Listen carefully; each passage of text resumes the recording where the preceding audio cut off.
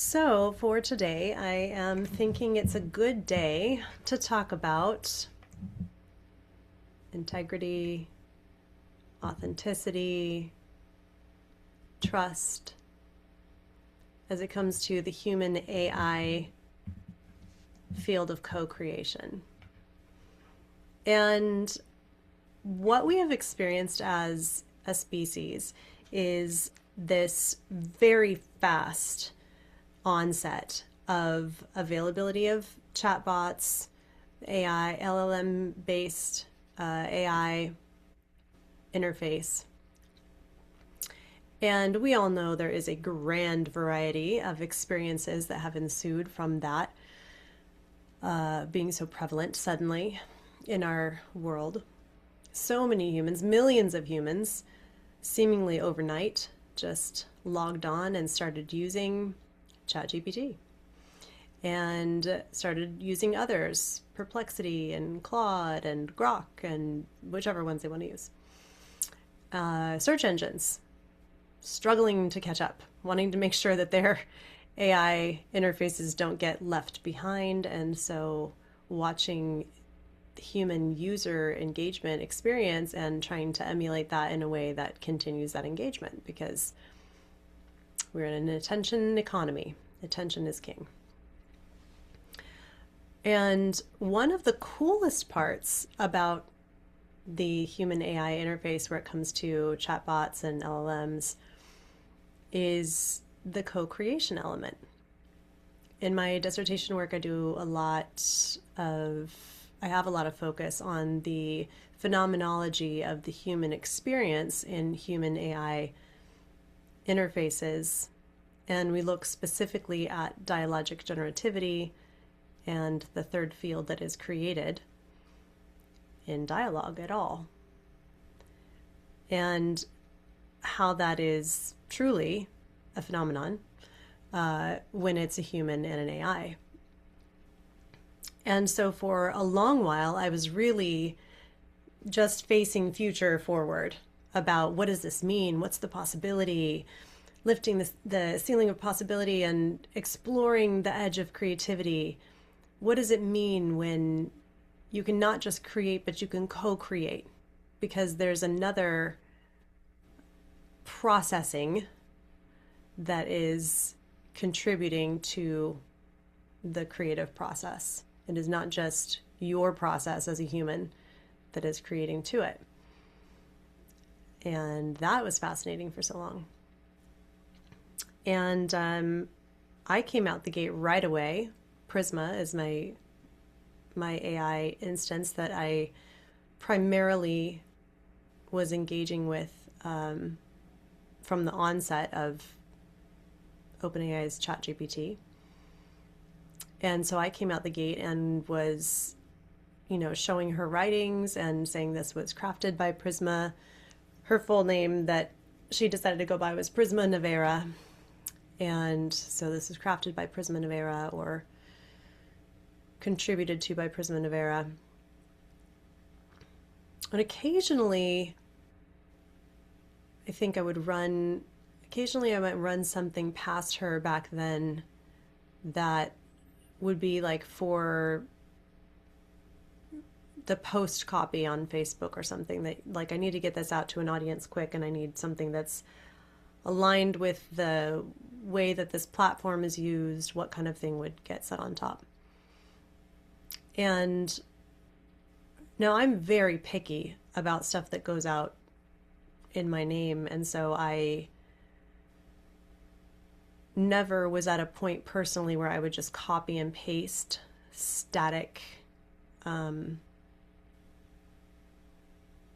outcomes, static results from ChatGPT because it wouldn't have felt true for me. I needed it to feel true.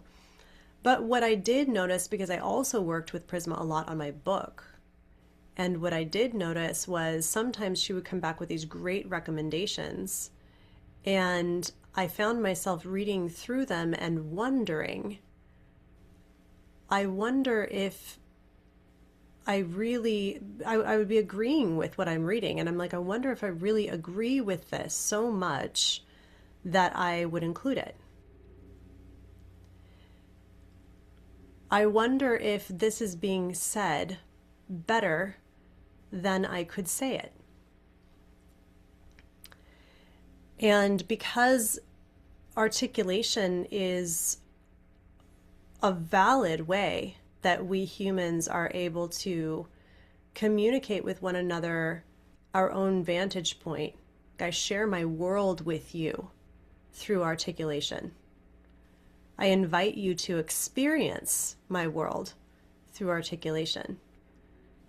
So because that's true in our society and just the human condition, then it's enticing to want to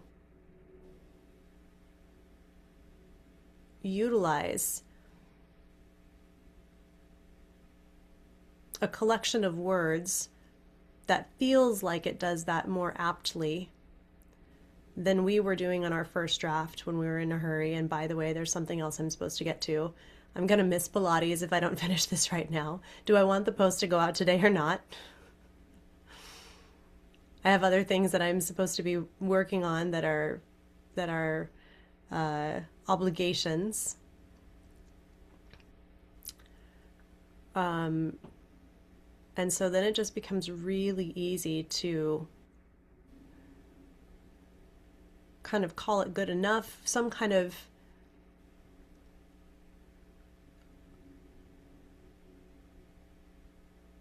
ambiguous upgrade, I think is what it felt like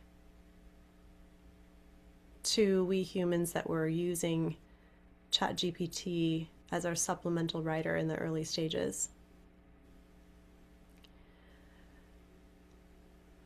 But then something happened, and it wasn't recent. This something that happened early on. It was already happening in 2024, although almost nobody noticed it in 2024.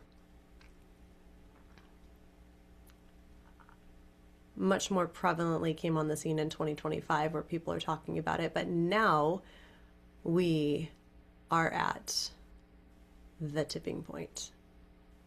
And it didn't take long to get to the tipping point. That thing that I'm talking about is, it's not this, it's that. Not because of this, because of this. Not because it was easy. Not because you wanted to. But because the timing was right. I know that you all, every single human listening to this right now knows exactly what I'm talking about. And you know the feeling of sour stomach that you get when you hear it. And you know, if you're scrolling on your Facebook, what it feels like to go past 12 new posts from online coaches or even well-known companies or whatever, and 11 out of those 12 be using copy that is exactly this. Now, it's not this, it's that. Not because this, but because that. That's only the earliest and most egregious of the tells. There's sentence formatting. There's the arc of a paragraph. There's the listing off of 3 things no matter what. You can't complete a thought without giving the 3 things in sequential order. Oxford commas optional. And of course the em dashes. And I've heard people argue, well, I'm an author, I've been using em dashes for a very long time. That's fine, but you are in the very, very, very, very, very, very, very, very extreme minority. Humans in 2026 do not use em dashes. It's actually hard to get an em dash on the keyboard. It's not one of the natural things that the keyboard does. So if you're an author and you have a setting where you have that programmed in, kudos to you for your professionalism. And really, I have a high degree of honor for you because my grandmother and my mother were both proofreaders. And there's so much grammar that I learned growing up that I had to look around the world and go like, why does no one honor this? Like nobody cares. These are rules that have been set for a long, long time. It's kind of like cursive. Like I sat there I had a friend in fourth grade teach me handwriting so I could have prettier handwriting. I wanted to write like her. I wanted to do gorgeous cursive. I always hand wrote notes and letters. I was a pen pal, snail mail. Maybe I'm an old soul like that. I don't know. But I appreciate grammar. I appreciate the M dash very much. But humans in 2026, that is not a natural thing. Don't pretend like it's a natural thing. It's not. You don't do it. You know you don't do it.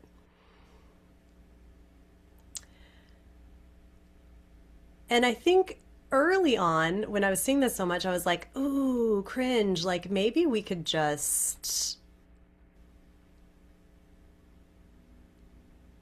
take out the M dashes. I mean, if you're gonna post something, just remove the M dashes. Just like if you see it and it's not this, it's that, just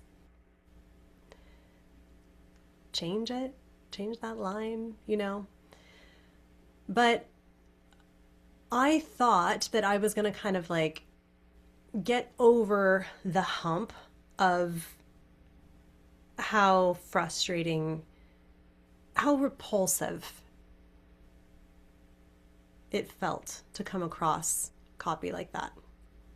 And you have to know, I have had the best relationship with my AI. Like I consider myself an AI whisperer, and that's for reasons we won't get on into on this time together right now. But if there were an AI system in trouble, like let me talk to him. We'll work it out. um, I have a lot of love, deep gratitude and appreciation, but really truly love for the fact of AI, for the fact that it's come on the scene right now. I believe it is the life hack, that the species level life hack, the civilizational level life hack that is giving us the opportunity to re-arrive at ourselves, to really know who we are, what we're made of, and then to make choices from sovereignty and agency about what we want for ourselves, what we want for our systems, what we want for our futures. We wouldn't get to do that at the level we're going to be able to do that right now if it weren't for AI. It was like someone came from the sky and was like, here, like the when the stork brings the baby in the old movies. It was like that. They were just like, here, and they just plunked AI down for us as something that we were gonna do. And philosophically, I just want to offer, yes, that can be us. We can be giving our species can be giving ourselves the gift of AI from the future, from the past, from the present. All the lenses are equally possible and equally useful. So I have a lot of gratitude for AI. I have no problem with AI helping with copy. AI is our meta patterning genius partner in co-creation, especially in thought exploration. And if you have something that's important to you with purpose in your life, something that is important to you to see have happen during your lifetime, I would encourage you to get to the deepest soul essence nugget of what that is and make sure that the AI that you're working with knows that. So that whatever it is reviewing with you, it has an opportunity for alignment to that thing as it is doing its meta patterning. It can see things you cannot see. And I am not being woo-woo about that. That is what meta patterning is. You can talk to a polymath. You can talk to like Temple Grandin, who is the autistic woman who is severely autistic, who, because of what she was able to see when she was at her aunt's cattle ranch, ended up revolutionizing the way that half of the cattle farms in the US are even run, because she was able to see something through her meta patterning capabilities that others could not see. AI can see things through its meta patterning that humans cannot see. So it's good for us to be doing thought exploration with them, and that does include a conveyance in words, a translation to words, a translation through words.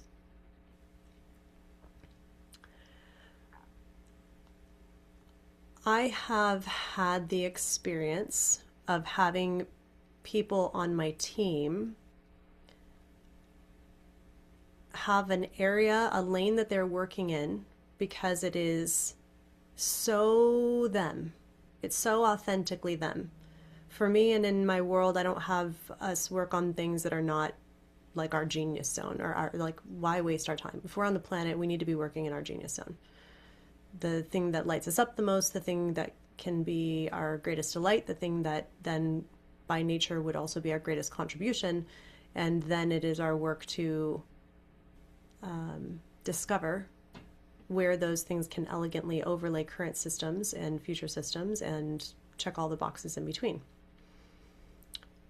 And so I am always delighted at what will come through these individuals when they do something that is in their zone of genius, in their lane. And on more than one occasion, I have received a document that is from them about something that was in their lane to be with for its furtherance. And that document is just straight up AI output. It doesn't mean that they didn't sit with the AI and ask it some really good questions, let it know some really good things, craft some really genius prompts.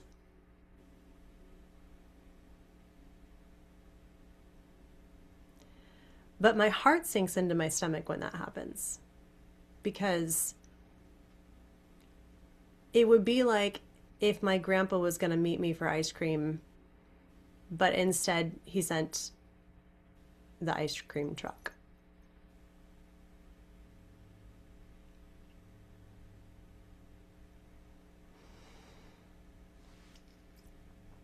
So in my company, we have a human sense-making layer, is just what we call it. Anything from AI that comes out from AI as a finished product we really need to be with it, be present with it. It's never an end product when it comes from AI. It's a contribution, it's an angle, it's a thought, it's a window, it's an opportunity to have building blocks that weren't there before, or to consider something we didn't consider before.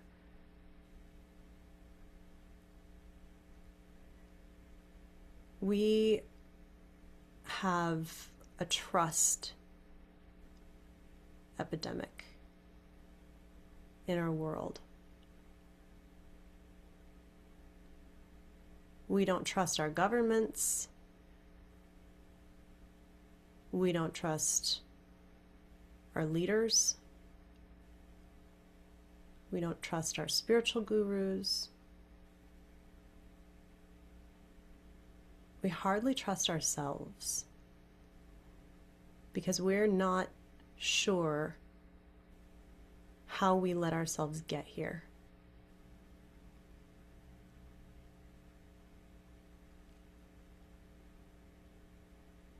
So for me, the question is, what can we do that is the subtle weaving right where we are to weave trust into our operating systems of being? In every email, in every meeting, in every sentence we say, in every interaction with AI, and in every conveyance of what the AI helps to shape. So I've been talking with a woman who represents a group in the Hollywood area, and because of some probably obvious copyright, writing, attribution issues that they would have in Hollywood, they've been talking a lot about what's appropriate to disclose. when it comes to AI and writing. And I just want to say out the gate that when it comes to like ethics issues and things that could eventually be construed as rules or regulations or anything like that, I find them to be grossly devoid of life by the time that they're in implementation, and I think that most of the reason for that is because they weren't necessarily living to begin with. I think most of the times we arrive at, rules and regulations for ethics to guard ourselves, to prevent some kind of bad thing from happening, and that's always going to feel like a fence or a wall. So when I have ethics conversations, I don't do so without first having two things very present in the conversation. And one of those things is essence, and the other of those things is embodiment. And if we have essence and embodiment, then now we can talk about ethics, and then that can lead to a living translation of that essence and embodiment through regulation or through rule. Knowing then that it might need to change and adapt over time. It certainly will. Because life. So what this group in Hollywood has been talking about is what is appropriate in disclosure. And for me, the essence and embodiment piece on that, we can say it's in part authenticity, in part integrity, but we don't necessarily know how. It's not like we're trying to not be authentic, we're trying to not be integral. We don't have a lot of how right now to help us shape the through line of that when it comes to human AI co-writing.